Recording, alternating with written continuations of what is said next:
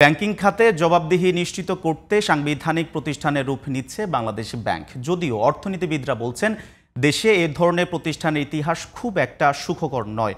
আর শৃঙ্খলা ফেরাতে শুধু মর্যাদা নয়, রাজনৈতিক হস্তক্ষেপ বন্ধের আহ্বান গভর্নরের। নাঈম কামালের রিপোর্ট, ক্যামেরায় ছিলেন বাবুল রাজ। আর্থিক খাতের পূর্ণ কর্তৃত্ব দিয়ে কেন্দ্রীয় ব্যাংকে স্বায়ত্তশাসিত এবং জবাবদিহিমূলক রূপ দিতে চূড়ান্ত করা হয়েছে বাংলাদেশ ব্যাংক অর্ডার 2025-এর খসড়া। নতুন আইন অনুযায়ী বাংলাদেশ ব্যাংক হবে রাষ্ট্রীয় কাঠামোর একটি সাংবিধানিক স্তম্ভ।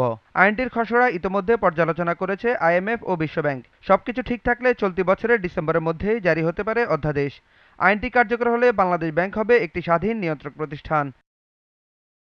বিশ্লেষকদের মতে কেন্দ্রীয় ব্যাংকের সাংবিধানিক স্বীকৃতি ও আইনগত সংস্কার যুগান্তকারী পদক্ষেপ, তবে বাস্তবায়ন নির্ভর করবে রাজনৈতিক সদিচ্ছা ও প্রশাসনিক দক্ষতার উপর। বাণিজ্যিক ব্যাংকগুলো, তফসিলি ব্যাংকগুলোর আপনার সুশাসন ফিরে আসবে, জবাবদিহিতা ফিরে আসবে, এটা আমরা ভাবছি। কিন্তু বাংলাদেশে কোনো সাংবিধানিক প্রতিষ্ঠান সমালোচনা থেকে কিন্তু বাদ যায় নাই।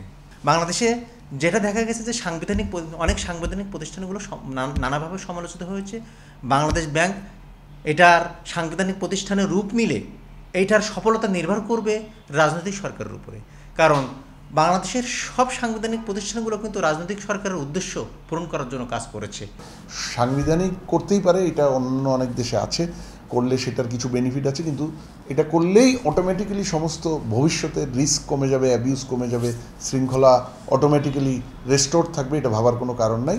আমাদের সবার আগে পলিটিক্যাল সদিচ্ছা থাকতে হবে। যারা দেশের রাজনীতি, দেশ শাসনের সাথে জড়িত থাকবে, তাদেরকে বুঝতে হবে, তাদেরকে অ্যাকসেপ্ট করতে হবে যে আর্থিক খাতকে শোষণ করে কোনো অর্থনীতি ভালো থাকে না, এবং সেই অর্থনীতি ভালো না থাকলে এবং সেই আর্থিক খাতের বিশৃঙ্খলা একসময় সরকারগুলোকেই খেয়ে বসে।